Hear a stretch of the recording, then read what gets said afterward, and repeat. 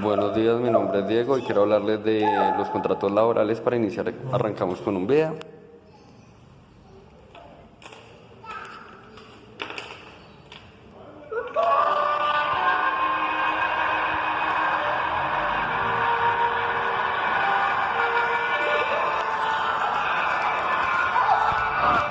debes de ser Anchón Urrutia. Yo soy San Pedro, te estábamos esperando. Entonces, me he muerto y estoy en el cielo. Qué paz, qué serenidad. ¿Qué coño hace usted aquí, Urrutia? Ya no se conforma con la máquina del café para escaquearse, ¿eh? Jefe, ¿usted también ha muerto? ¿Qué va? Lo que pasa es que he tenido que desplazarme hasta aquí para recordarle que usted no tiene derecho a estar muerto. ¿Sí? Mire el contrato que firmó con nosotros. Párrafo cuarto, punto 3. El trabajador no tendrá derecho a fallecer sin el consentimiento expreso de la empresa. Y además deberá solicitarlo con 15 días de antelación. No has pedido permiso, hijo mío. ¿Cómo voy a pedir permiso? Los infartos no avisan con antelación. Desde luego, Urrutia, si dedicara usted el mismo empeño a su trabajo que inventar excusas, sería el empleado del año. Ya sabe que según su contrato usted no puede morirse. Así que, al trabajo. No sé, de todos modos, esto es bastante raro. Tendría que consultar. Aquí no hay nada que consultar. Este hombre se viene conmigo y punto. Haz lo que dice Pedro. No sabes con quién estás hablando. Es de Confebas. Bueno, en ese caso tienes que irte con él, hijo mío. Pero es que yo no quiero volver. ¿Y ese? ¿Y ese por qué se queda?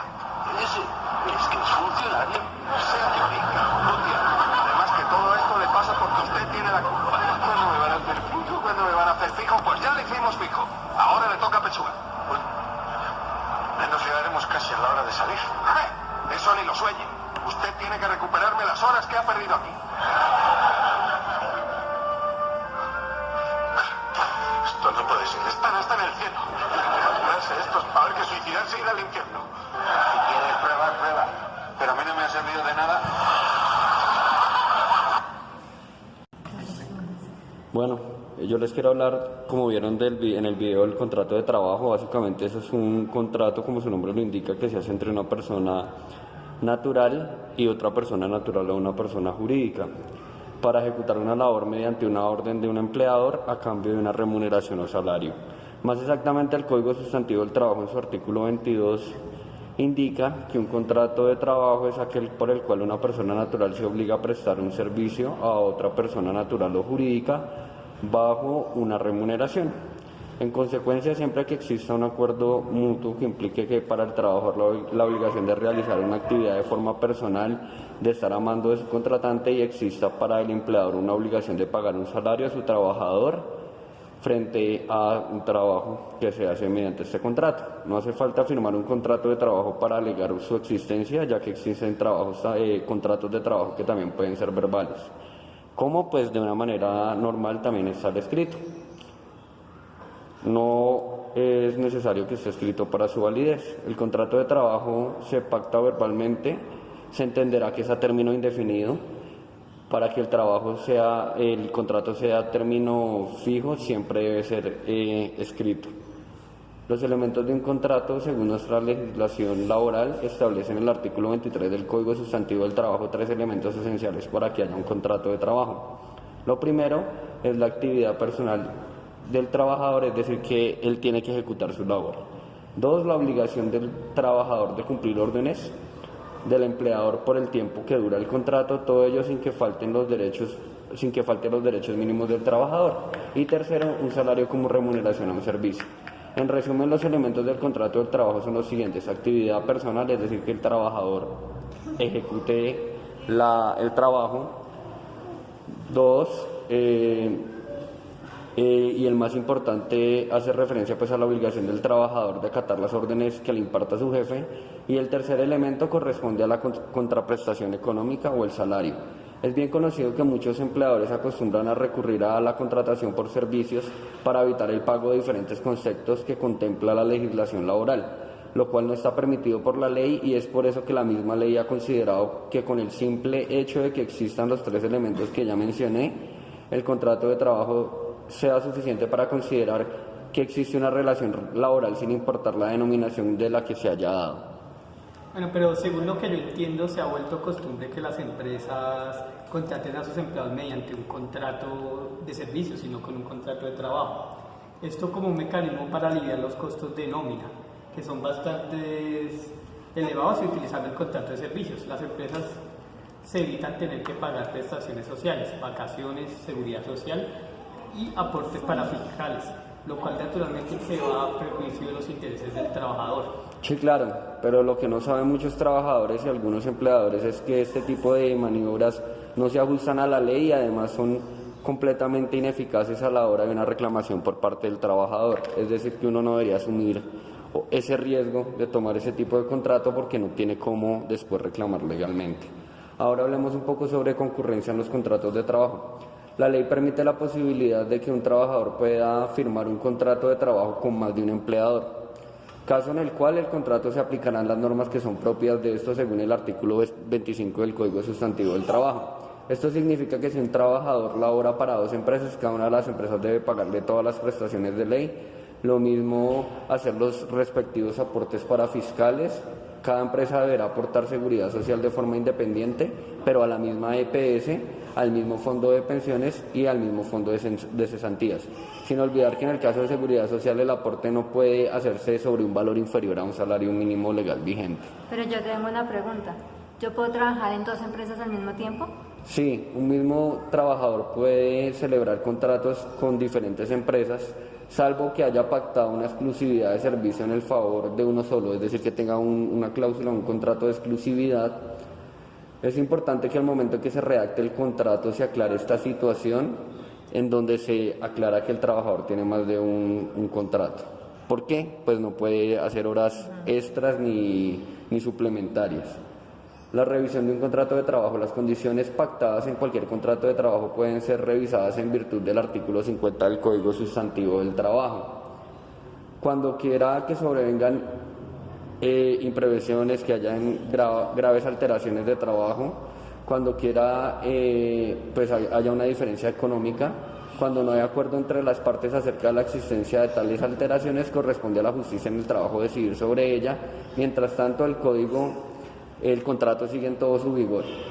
El contrato de trabajo puede ser revisado ya sea para mejorar las condiciones o para desmejorarlas, como por ejemplo aumentar o disminuir el sueldo. Cuando se trata de mejorar las condiciones de trabajo no hay ningún problema que las partes revisen el contrato de trabajo, pero cuando se trata de mejorar las condiciones del trabajador se debe observar plenamente lo dispuesto en el artículo 50 del Código Sustantivo del Trabajo.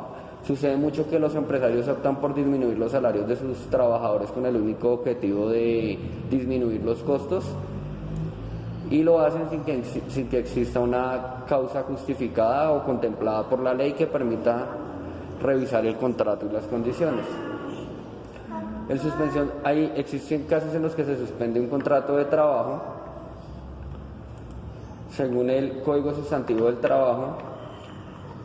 Ahí en el Código 51 el contrato se puede suspender por las siguientes condiciones. Primero, por fuerza de ejecución mayor o caso fortuito que temporalmente impida su ejecución. Dos, por la muerte o inhabilitación del empleado cuando éste sea una persona natural, cuando ello traiga consecuencias necesarias y directas en la suspensión temporal del trabajo.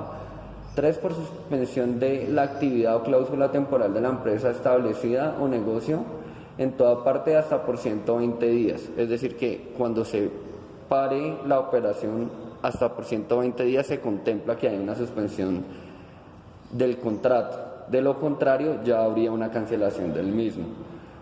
4, por licencia o permiso temporal concedido por el empleador al trabajador o por suspensión disciplinaria. Entonces, un ejemplo podría ser cuando uno solicita una licencia no remunerada o cuando comete una falta y es suspendido sin remuneración como castigo dentro de los códigos internos de las compañías. 5, por ser llamado el trabajador a prestar servicio militar en caso de que el empleador está obligado a conservar el puesto del trabajador hasta por 30 días después de que termine el servicio militar. Y pues ya el empleado tiene que hacer todos los trámites para la reincorporación. 6, por la detención preventiva del trabajador por un arresto correccional que no exceda 8 días, siempre y cuando ese arresto no esté dentro de las condiciones por las cuales se puede suspender el contrato. El contrato se suspenderá única y exclusivamente por las causales ya expresamente señaladas por la ley. No podrá suspenderse el contrato por situaciones como la incapacidad sufrida por el trabajador por una licencia de maternidad. Pero si se da la suspensión del contrato laboral, ¿tengo derecho al pago y cotización de mis prestaciones? Sobre los efectos legales que tiene la suspensión del contrato, dice el artículo 53 del Código Sustantivo del Trabajo, durante el periodo que la suspensión contempla el artículo 51, se interrumpe para el trabajador la obligación de prestar el servicio prometido y para su jefe de pagar los salarios de estos lapsos, pero durante la suspensión correrán a cargo del jefe, además de las obligaciones ya surgidas con anterioridad, las que contemplan por muerte o enfermedad de los trabajadores, es decir, que en este caso sí habría que hacerse el pago de las prestaciones. ¿Qué diferencia hay entre la terminación y la suspensión del contrato laboral? La suspensión del contrato se diferencia de la terminación porque a pesar de que no hay una remuneración durante un periodo, el vínculo contractual sigue intacto. En el caso de la suspensión del contrato y en el caso de la terminación se da por terminado ese vínculo. Respecto a las prestaciones sociales, el mismo artículo 53 del Código Sustantivo del Trabajo permite que el empleador pueda descontar el tiempo de suspensión para efecto de vacaciones y de las cesantías. Cuando la suspensión del contrato de trabajo es por sanción, dentro de las sanciones disciplinarias se puede imponer a un trabajador, además de las amonestaciones y multas, está la suspensión del contrato de trabajo como sanción disciplinaria por faltas que cometa el trabajador. En el artículo 112 del Código Sustantivo del Trabajo establece el límite de la suspensión del contrato de trabajo en 8 días por primera vez y en 12 meses cuando haya reincidencia de cualquier grado, que significa la suspensión de casos de faltas más graves, o puede ser suspendido a 8 días en la primera vez, y si reincide en la segunda o tercera o enésima vez, como máximo se podrá suspender al trabajador por 2 meses. O sea, y en tal caso no se podría despedir al trabajador. Por supuesto, si la falta cometida constituye una justa causa para que el trabajador sea despedido, la empresa no necesita suspender al trabajador por unos días, sino que directamente puede despedirlo, de modo que la suspensión aplica para las faltas que no alcanzan a constituirse en la justa causa para el despido justificado, es decir, que está por fuera de eso que se considera justo para el despido. Dentro de las causas que contemplan por la ley, en el artículo 61 del Código Sustantivo del Trabajo expresa lo siguiente respecto a la terminación del contrato de trabajo para ser por justa causa. Primero, por muerte del trabajador. Segundo, por mutuo consentimiento. Tercero, por expiración del plazo fijo pactado. Cuarto, por terminación de la obra o labor para la cual fue contratado. Quinto, por liquidación o clausura definitiva de la empresa. Sexto, por suspensión de la actividad por parte del empleador durante más de 120 días. Séptimo, por la sentencia ejecutoria. 8, por la decisión unilateral de los casos del artículo 7 del 251 de 1965 y el numeral 6 de esta ley. Por no regresar el trabajador a su empleo al desaparecer las causas de la suspensión del contrato de trabajo. En los casos contemplados en los literales 5 y 6 de este artículo, el empleador deberá solicitar el correspondiente permiso al Ministerio del Trabajo y Seguridad Social e informar por escrito a sus trabajadores de este hecho. El Ministerio del Trabajo y la Seguridad Social resolverá lo relacionado con el compromiso en un plazo de 2 meses. Correcto. Para la terminación del contrato deben existir unas causas contempladas en la ley. El contrato de trabajo podrá ser terminado por justa causa o por injusta causa, en todo el cual habrá lugar a una indemnización para el trabajador. Ahora bien, vamos a hablar sobre las diferentes modalidades de contrato laboral. Respecto al contrato verbal, dice el artículo 38 del Código Sustantivo del Trabajo que cuando el contrato sea verbal,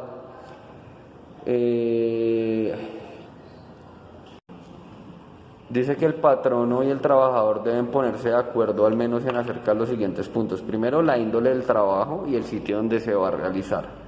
2, la cuantía y la forma de remuneración, ya sea por unidad de tiempo, por hora ejecutada, por tarea, a destajo o cualquiera, y los periodos que regulen en el pago. Tercero, la duración del contrato.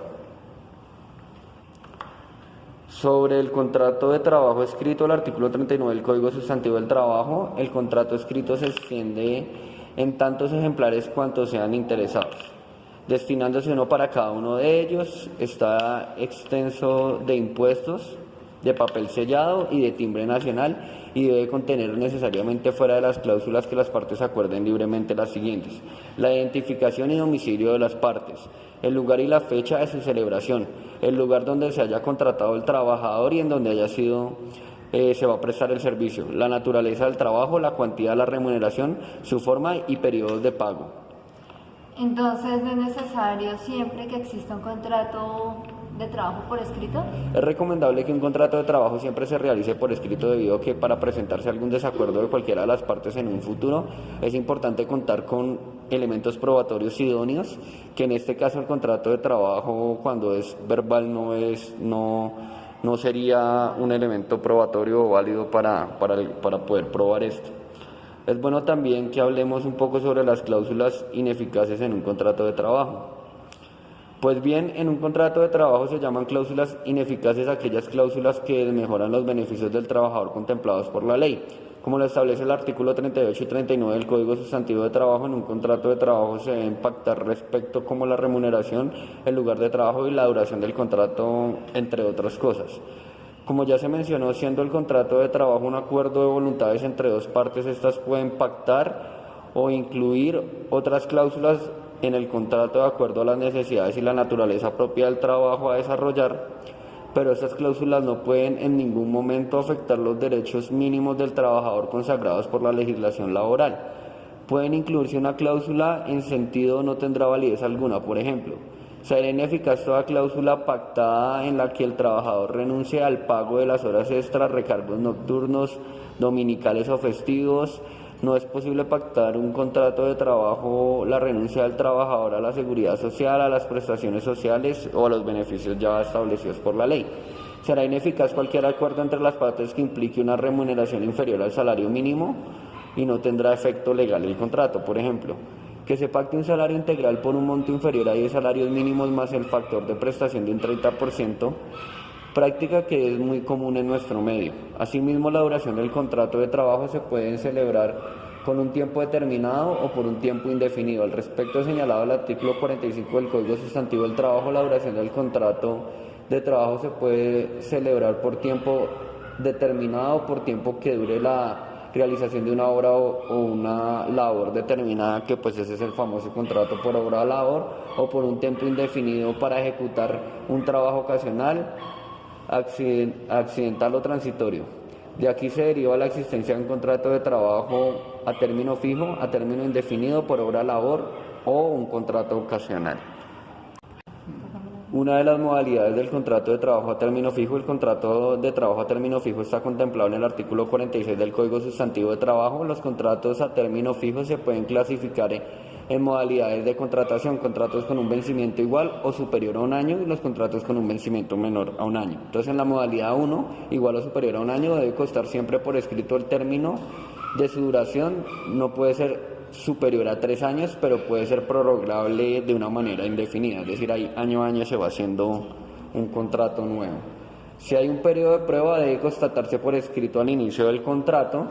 Para la terminación no se requiere un previo aviso. En caso de que la terminación unilateral del contrato sea sin justa causa, el empleador deberá pagar al trabajador una indemnización en lo que establece el artículo 28 de la Ley 789 de 2002. La modalidad 2, que es la inferior a un año, en este tipo de contratos únicamente se pueden prorrogar hasta 3 veces dentro de ese año, por periodos iguales o inferiores, al cabo de los cuales del término de la renovación no podrá ser inferior a un año.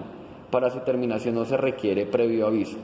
¿Qué pasa si el empleador no da previo aviso y no se va a renovar el contrato al trabajador? Si termina el contrato de trabajo y ninguna de las partes informó a la otra con 30 días de anticipación su intención de no renovar el contrato, este se entenderá por renovado automáticamente por un periodo igual al que se había firmado anteriormente.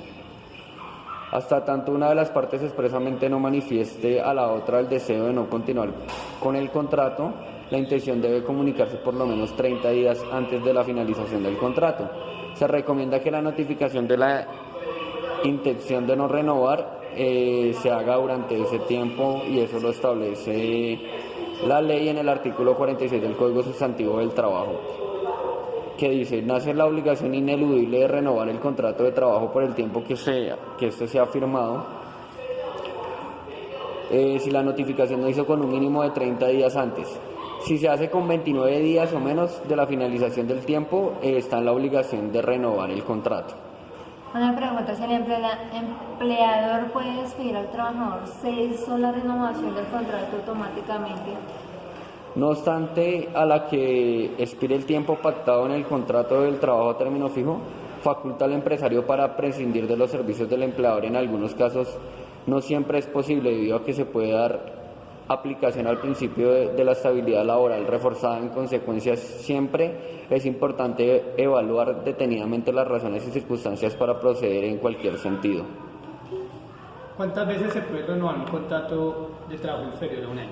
Según el Código 46 del Sustantivo del Trabajo, un contrato de trabajo a término fijo inferior a un año se podría renovar por un periodo igual o inferior hasta por 3 veces siguientes a la renovación, que no pueden ser inferiores a un año. No obstante, si el término fijo es inferior a un año, únicamente podrá prorrogarse sucesivamente el contrato hasta por 3 periodos iguales o inferiores, al cabo de los cuales, al término de la renovación, puede ser inferior a un año, y así sucesivamente. El contrato de trabajo a término indefinido es cuando un trabajador firma con una compañía, según lo regula el artículo 47 del Código Sustantivo del Trabajo. El contrato a término indefinido, como les decía, en cuanto al contrato a término indefinido, está regulado por el artículo 47 del Código Sustantivo del Trabajo. El contrato es aquel que no tiene estipulada una fecha de terminación de la obligación entre el empleador y el empleado, cuya duración no está determinada por una obra o por la naturaleza de una labor contratada. No se refiere de manera explícita a un trabajo ocasional o transitorio, puede hacerse por escrito o de forma verbal. Si se quiere establecer cláusulas específicas para el contrato, es necesario formalizar el contrato a través de un contrato escrito. El empleador se compromete a pagar prestaciones sociales, prima de servicios, descansos remunerados y aportes para fiscales. En caso de terminación unilateral del contrato sin justa causa, el empleador deberá pagar al trabajador una indemnización según los términos establecidos en el artículo 28 de la Ley 789/2002. El contrato a término indefinido tendrá vigencia mientras subsidan las partes, y el trabajador podrá darlo por terminado mediante un previo aviso no inferior a 30 días para que el patrono pueda reemplazar a la persona.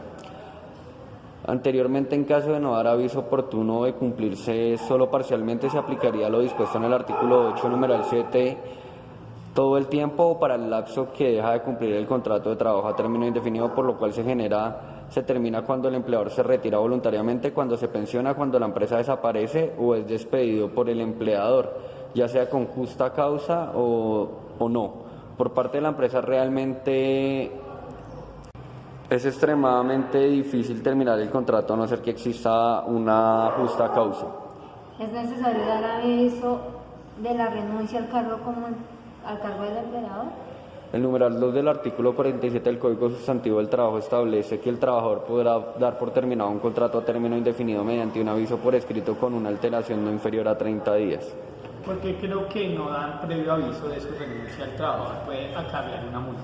Esta formalidad con la Ley 789/2002 perdió importancia, puesto que la nueva redacción del artículo 64 no contempló sanción alguna para los casos en que el empleador omita cumplir con la formalidad contemplada por el artículo 47 del Código Sustantivo del Trabajo. Si tú tienes una oferta laboral muy llamativa y debes empezar inmediatamente, podrías renunciar al cargo que vienes desempeñando con otra empresa sin perjuicio alguno. Con la modificación de la Ley 789/2002 del artículo 64 del Código Sustantivo del Trabajo, la indemnización allí contemplada quedó sin vigencia. Recordemos que la normativa anterior señalaba tasativamente la obligación por parte del trabajador de pagar una indemnización equivalente a los 30 días del salario en caso de dar renuncia de forma imprevista y sin justa causa, obligación que ya no existe, puesto que fue eliminada por la Ley 789/2002. Les agradezco mucho por ese tiempo. Espero que toda esta información les haya servido. Que pasen un excelente día. Gracias. Gracias.